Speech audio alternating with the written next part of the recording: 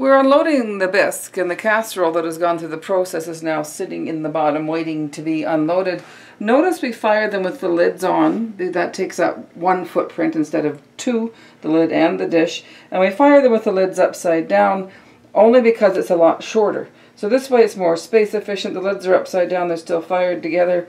These guys will be out of here in just a few minutes, and then I'll be washing, waxing, and glazing and telling you all about it.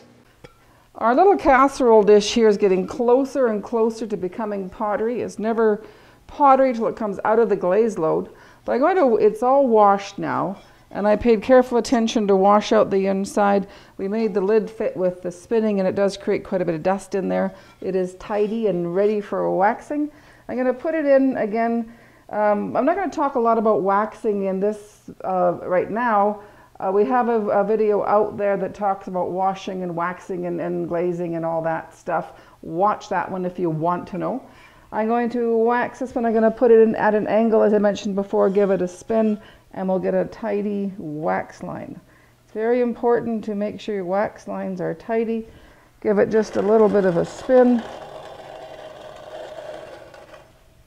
And let it drip. You can see that drip's running off of there. Wait till it slows down, and now I'm going to turn it so the drip will run into the bottom and not down the side. You can see he's tidy. The lid you want to be tidy as well. If you put it in this way and then pull it up, it creates a vacuum and it bloops up. More technical pottery talk for you. But it bloops up on the inside and it makes an awful mess in there.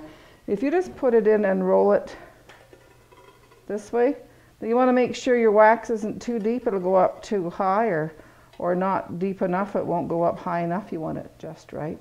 You see there's a tidy wax line, and it's gone up the edge a bit. And when it goes in there this way, it's tidy and it's protected and it won't get glaze on it. So there is the bottom, and the lid is waxed. The seat here I'm going to wax with the water-based wax resist. And I'm going to do that on a decorator's wheel in just a minute. I used the water-based wax, the wax resist, in the galley, the trough, the seat here. It's a little easier to control and you have a lot more time. It doesn't set up like the paraffin does.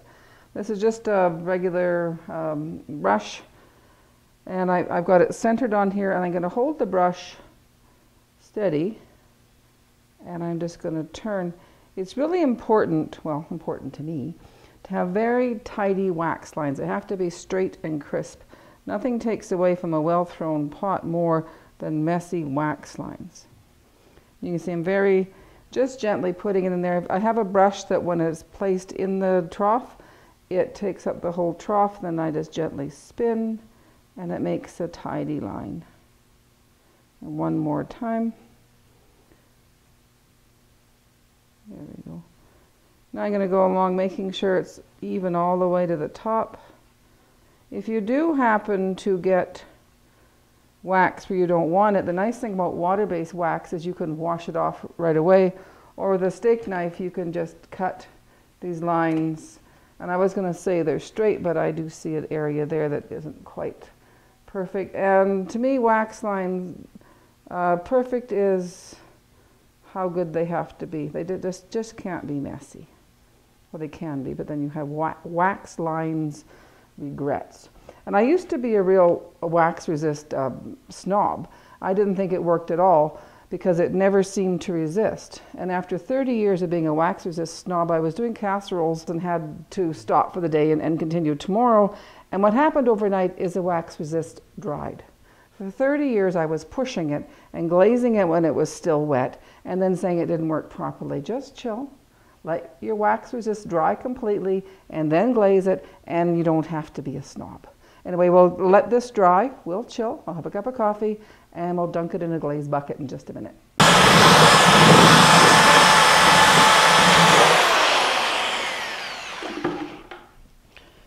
Okay, the glaze is ready, and you can see I've taken the time. My wax has completely dried and changed color. There's no white shiny left at all. I'm going to give it a dip. We have talked about glazing and all that before. The bigger piece I like to use the bigger tongs, and the smaller piece I like to use the smaller tongs. Just give it a dip. and give it a shake. I like to give my lid a little bit of a hangover.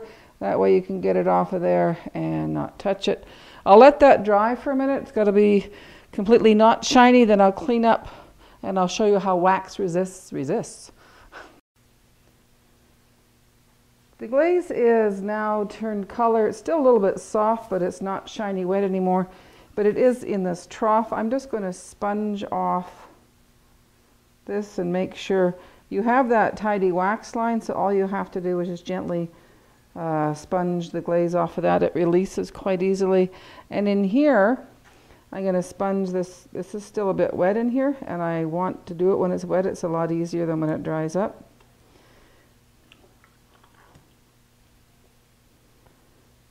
Now, when I threw this casserole dish, I said use your thumb because your trough will fit you. And all I'm going to do there, with the same thumb that made that trough, is go in there. I don't know how I could use someone else's thumb. Anyway, I'm going to go in there and just scratch it. It fits your thumbnail. It makes a tidy glaze line. And I make it sure it's absolutely hysterically clean. Absolutely hysterically tidy. Not one little bit of glaze in there, because one little bit of glaze in there will melt and it'll make your lid stick. And you maybe can get it out, but you'll chip it out. And anyway, it just is so much easier to clean it out now than after it's fired.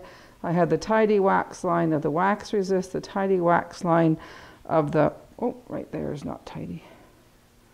Tidy wax line of glazing, and you can see there's lots of room in there for the pot to fire, and there's lots of area for the lid to be without glaze, but it's all very straight, contained, concise, and tidy. Now there's only 2 steps left. We have to put this guy through the fire and sand this little bottom, and then it's going to be pottery.